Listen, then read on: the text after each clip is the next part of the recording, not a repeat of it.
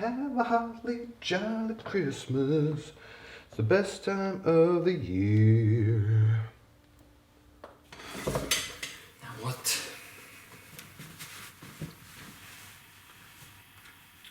Hello? Hey J-Man, knock knock. Who's there? Annoying interrupting video host.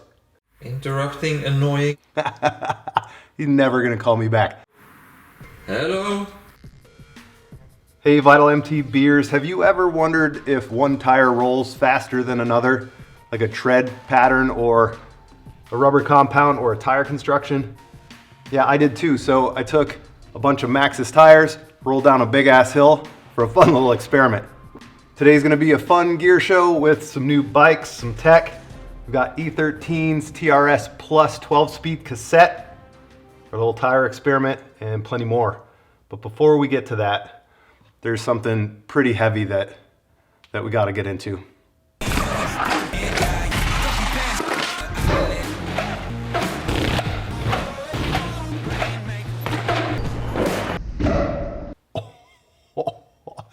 Dude, Fabio, are you kidding? Ridiculous. We don't even care if this is what your product shoutouts look like. Do you agree? Hit the poll. Do you agree that no other rider ever, human, mountain biker, should ever try to do an urban downhill edit unless it's Fabio trying to one-up himself? Bonkers. Holy shit. Cotic? Is it Cotic? Is it Cotic? Is it something crazy like Sotis? Cotic just launched their new short travel 29er, an updated version of the FlareMAX. A slight bump in rear travel to 125 mils, and updated kinematics makes for a more versatile ride, while the steel frame adds a little compliance and a boost of flair. Get it? Different spelling, but you know. Geometry on the FlareMAX is contemporary without being extreme. The size large reports for duty with 480 mils of reach and a 65-degree head angle, with the only somewhat slack C-tube angle looking a little bit dated. On a short travel trail bike, however, chances are the slack C-tube may feel steeper than it is on paper, so don't jump to conclusions just yet. Complete bike prices range from $3,500 to a hefty $8,300 on the range-topping Platinum spec, which will melt your credit card in exchange for some drool-worthy goods like King Creek EE Wings tie cranks, Hope brakes, and Hunt carbon wheels.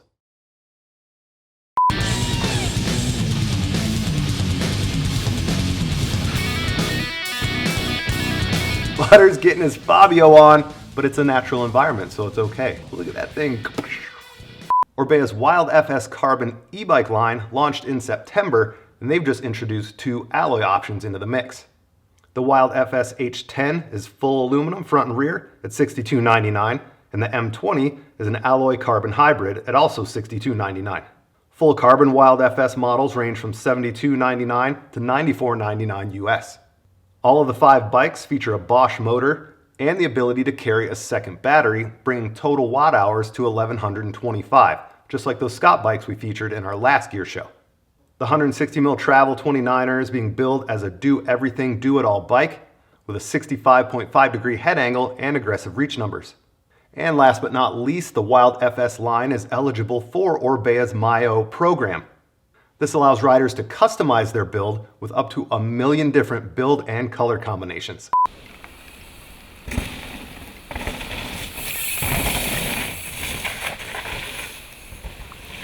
Dude, check this whip out. Vital member Jammer X posted up this rad Gen 3 Santa Cruz Nomad that he turned into a reverse mullet freeride shredster. His words. It's custom painted in Toyota cement gray. Features a 2020 RockShox Lyric Select Plus fork that gets 160 mils of travel with a 42 mil offset for the 29-inch front wheel.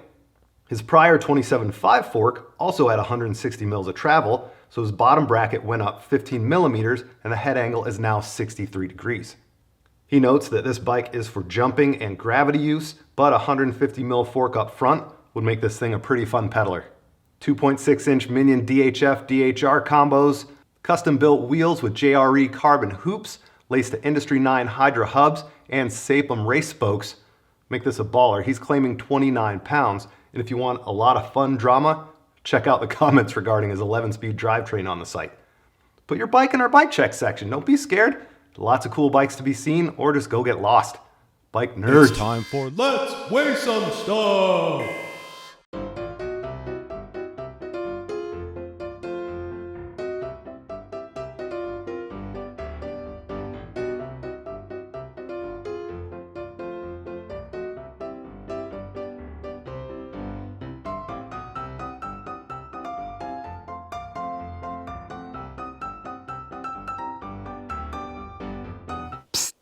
Helmet designers.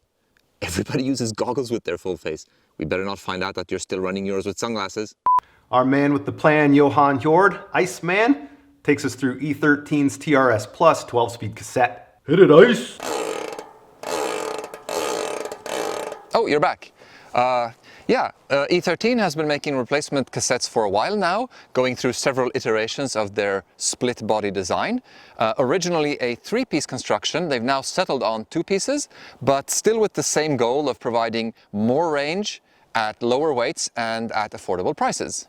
Jumping into the 12-speed game, the latest TRS Plus cassette offers a whopping 556% gear range thanks to a 9-tooth cog at the smaller end of the cassette. SRAM's Eagle cassettes and Shimano's new 12-speed cassettes all stop at 10, which is what is allowing E13 to gain the upper hand in the range war. E13's new 9-50T cassette weighs in at 390 grams, which is 35 grams more than SRAM X01 Eagle, but 60 grams less than GX Eagle. Price-wise, the E13 cassette lands at $279, which is right in between MSRP for the GX and X01 cassettes.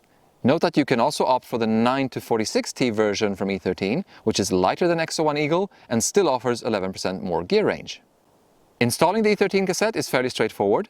You start with the 2 large alloy cogs, which need to be pressed down onto the hub driver and then secured with an Allen bolt. Be careful not to over-torque this one, as it can snap the lock ring if you do so. You then slide the cluster of steel cogs onto the driver and lock it into the 2 larger cogs with the help of a chain whip.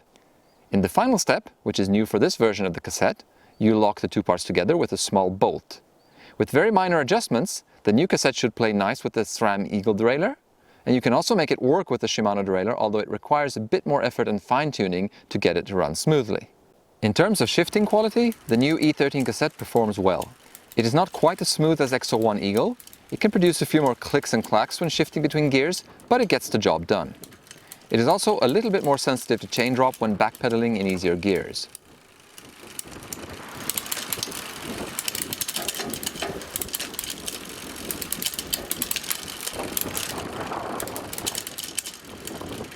On the trail, the massive range of the new cassette means you should never find yourself lacking gears, no matter how steep the climb. To take full advantage of the smaller 9T cog, you could also drop a size off your chainring, which would really turn your granny gear into an unstoppable torque machine. For us, we can get by with a little less, so the 9-46T version is probably what we would opt for, dropping a bit of weight and gaining a bit of clearance in exchange for a little bit less range on the climbing side. Whichever way you go though, you're certainly getting a good product that brings something a little extra to the drivetrain market. Thankfully, it's not an outdated 11-speed cassette. You guys ready? The rolling experiment? Now, before we kick off, we know there are so many factors in deciding which tire to use. Traction, weight, durability, terrain you ride, wheel size, all that good stuff. Plenty of things that make tires a super personal choice depending on who you are, what bike you're on, and where you ride. With that said, we wanted to check out different tires in a gravity-fed, straight-line rolling experiment. Tried to remove as many variables as possible considering it's a human rider in a natural environment. The road's pretty rough, but it's not dirt. The hill could be steeper. There's so many different things that could make the results here different, but this is what we tried, and we're pretty stoked with how the experiment worked out. I used the same Santa Cruz Reserve wheels for every roll. Tubes were used in the experiment just for the sake of ease as well as consistency based on the amount of sealant that could be in a tire. And finally, tire pressures were consistent throughout the test based on what I would ride these at on the trail. Ready to roll? Rocking around Christmas tree and a Maxxis aggressor for you. When you don't have rocks where you ride, might as well roll real fast. Should we have a drinking game? Every time I sniffle, you take a shot of your favorite bottled water. I forgot gloves on this first run. Assegai downhill tires, front and rear. Just gonna hug the side of the road. Got a little finish line at the bottom. See how we do. Thread these rocks. And we'll see how far up the hill we go. All right, here's Assegai's front tire. We'll mark it 8, dude. Let's go back.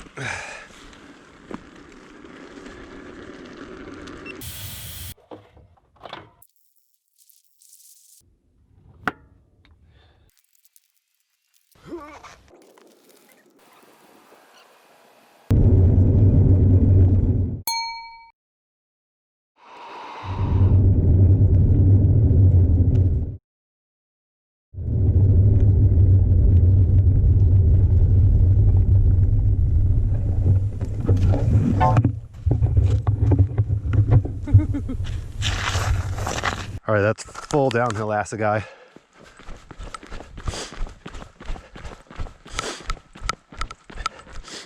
Assegai XO Plus only.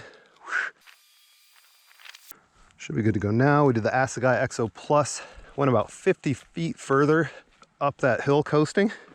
What we're gonna try now is a tuck. I was sitting straight up before.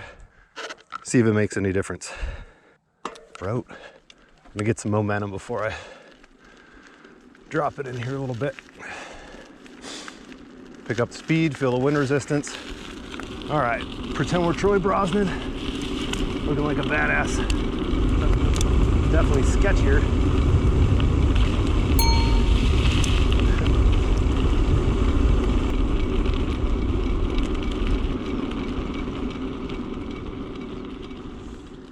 Whoa. It's speed tuck. All right, there's speed tuck, Assegai XO Plus. Assegai XO Plus no speed tuck.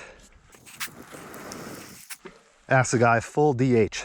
All right, my plan was to do a lot more tire combinations. Looks like the weather's coming in. It's taking a little longer than I thought. I'm gonna put on the Minion DHR 235 XO up front and the Aggressor 235 XO out back. We'll see how it compares to these tire setups. And then got a Santa Cruz 5010 with the same reserve wheels, just 27.5, and that same tire combo that we can test. Ultimate battle of 29 versus 27.5. Are we there yet? Kind of works like a crank. It's pretty fun. I was surprised how much further speed tucking went and how much further the XO Plus Max Terra versus full DH Max Grip went. I guess I'm not really surprised, but it's cool to see it in person. If you're like me, you've learned to double check the rolling direction because you put tires on before going the wrong way. I like to line up the tire size with the red Santa Cruz logo. How cool would it be if 27.5 goes faster? This isn't 29 the best. There's nothing like talking to yourself in the middle of nowhere. There it is. We lined up, Wait for it to explode in my face. Isn't that the scariest thing about all this? Like a casing, like that, boom, in my face. There it is. Oh, there it is. Pretty good. This is Minion DHR 2.3 XO casing up front. Aggressor 2.3 XO casing out back. Totally let the breeze go by. We don't impact our results of this scientific test.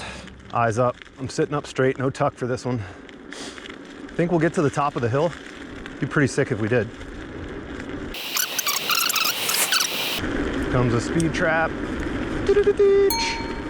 All right. Can we roll further than the Assegai XO Plus with speed tuck?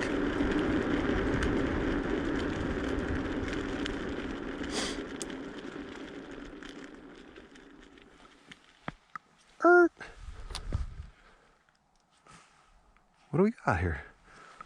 Interesting. All right, let's leave this here. full DH. Assegai.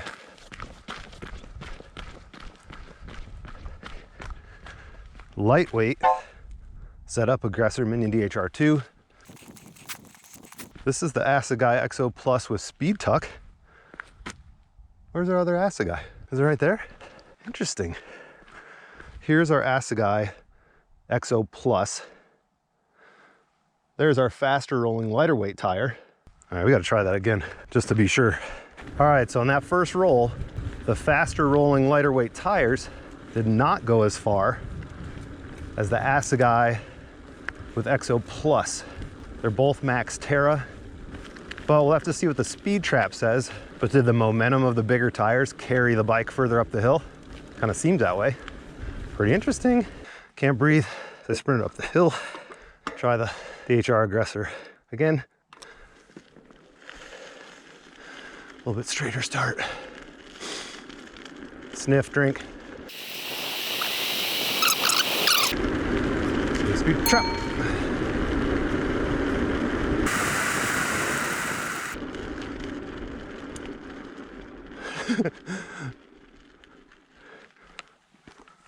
I mean, within inches of where we were last run. That rock, that line. There you go.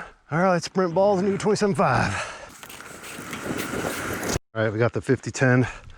Always a solo to me.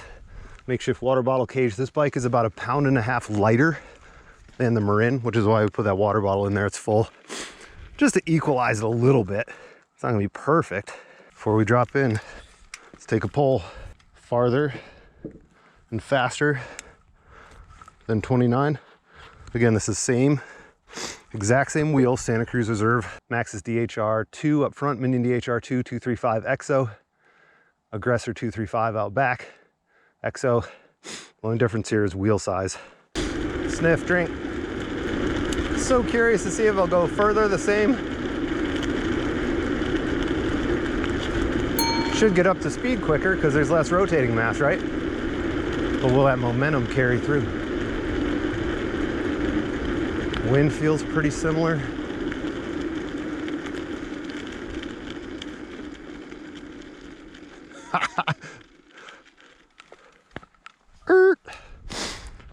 Right there, that rock, that's 29 wheels, same size.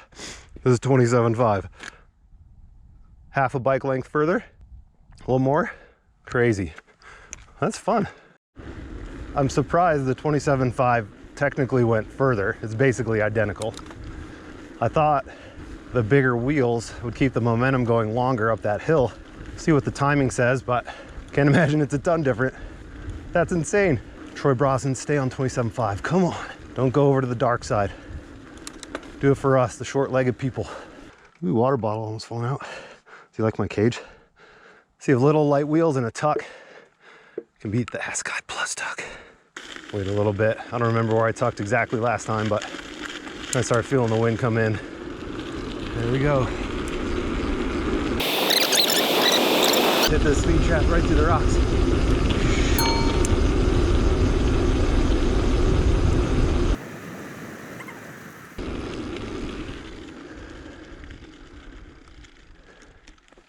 We didn't even come close to Assegai Plus. XO Plus. All right.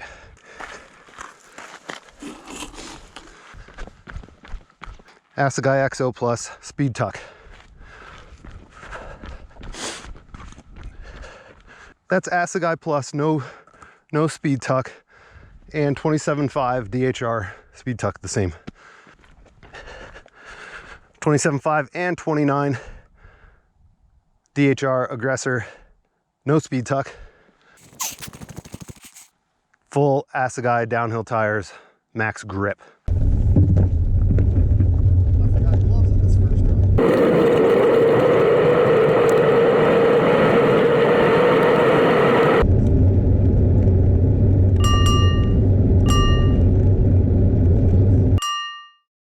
Pretty crazy. Based on this super ghetto unscientific test, the 29-inch Assegai XO Plus front and rear with Max Terra rolled the farthest, with speed tuck or without. What do you guys think? Was it too ghetto to matter? Are you still all about grip over rolling? You're all about rolling over grip? Man, this is fun. Eye-opening for sure. And got to change a bunch of tires. Putting it in, hopefully without tools, cause we wanna be cool. Almost there. Yes, no tools. Were you surprised by the results? I was for sure. I thought the 29-inch wheels would definitely roll farther, if not faster, than the 27.5s. And I thought too that the Assegai tread pattern, the big knobby tread pattern, would be way slower and not go as far as the DHR2 and the Aggressor, which are lighter and way less knobby.